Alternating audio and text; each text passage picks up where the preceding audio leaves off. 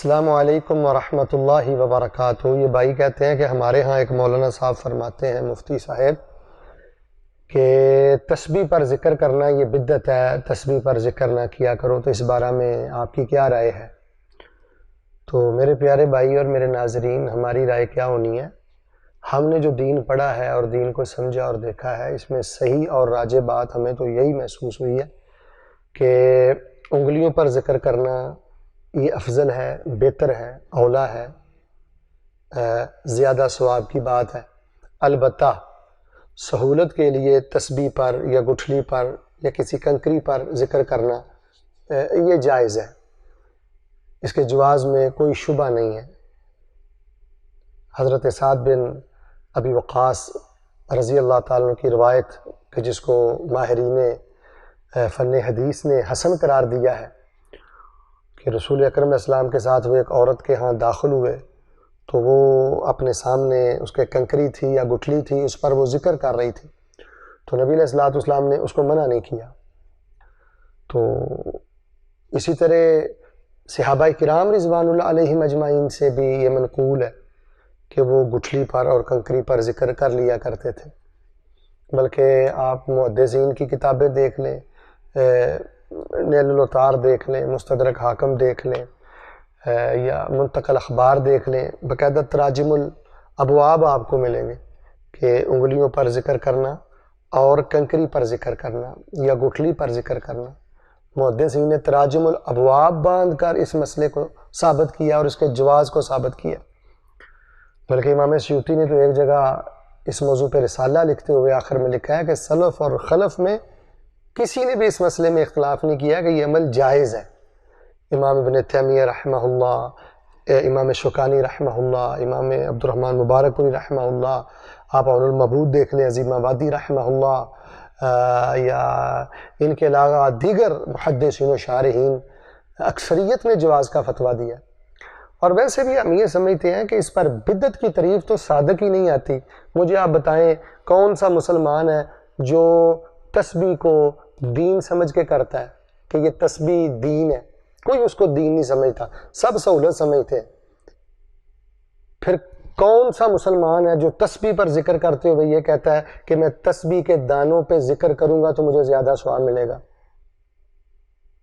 تو جب وہ اس کو دین بھی نہیں سمجھتا اور کثرت ثواب کی بھی اس کی کوئی نیت نہیں ہے تو یہ بدعت کیسے ہے؟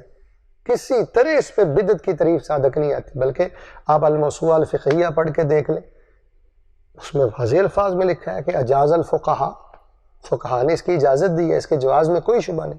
اصل میں آپ اس بات کو ایسے سمجھیں کہ جو بھی ہم عمل کرتے ہیں نا، ایک ہوتے ہیں یعنی مقاصد اور ایک ہوتے ہیں وسائل۔ شریعت کے مقاصد تبدیل نہیں ہوتے، وقت کے ساتھ ساتھ وسائل میں تبدیلی آتی رہتی ہے۔ مثال کے طور پہ پانی لے کر وضو کرنا یہ مقصد ہے۔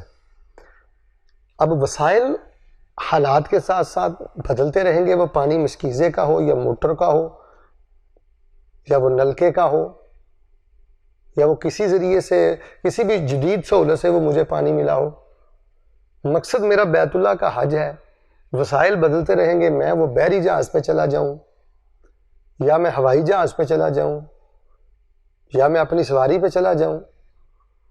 تو اسی طرح مقصد اللہ کا ذکر ہے، اصل چیز اللہ کا ذکر ہے، لیکن سہولت کے لیے اگر کوئی تسبیح کا استعمال کرتا ہے یا آسانی کے لیے وہ کنکری پر ذکر کر لیتا ہے یا گٹھلی پر کر لیتا ہے تو ہم یہ سمجھتے ہیں کہ اس کو جواز کے دائرے سے باہر نہیں نکالنا چاہیے۔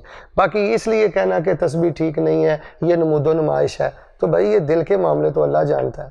پھر تو کوئی بھی نیک عمل کسی کے سامنے نہیں کرنا چاہیے، مسواک بھی کسی کے سامنے نہیں کرنی چاہیے، وہ سب کو نظر آتی ہے۔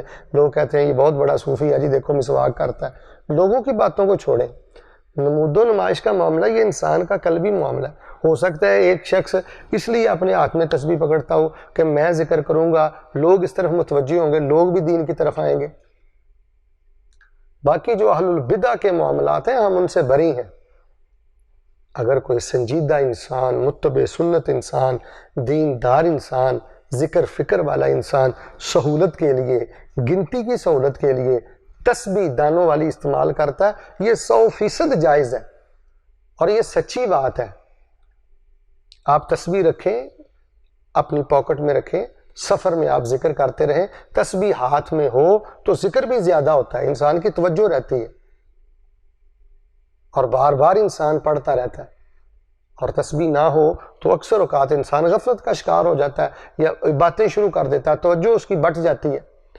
تو ہم یہ سمجھتے ہیں کہ اس طرح کے مسائل میں اتنی سختی ٹھیک نہیں، اتنی سختی ٹھیک نہیں کہ یہ بدعت ہے اور یہ جائز نہیں ہے. تو یہ بہت بڑا سخت فتویٰ ہے. ہم تو جی بالکل اس سے اتفاق نہیں کرتے، جبکہ احادیث میں بھی گنجائش موجود ہے. محدثین نے تراجم الابواب باندھے ہیں اور محدثین و شارعین کے فتاوی جات اس میں موجود ہیں. اللہ تبارک و تعالی ہم کو دینی معاملات میں آسانی کرنے کی اور جتنی گنجائش دین میں موجود ہے وہ گنجائش امت کو دینے کی اللہ تعالیٰ توفیق عطا فرمائے. آمین ثم آمین.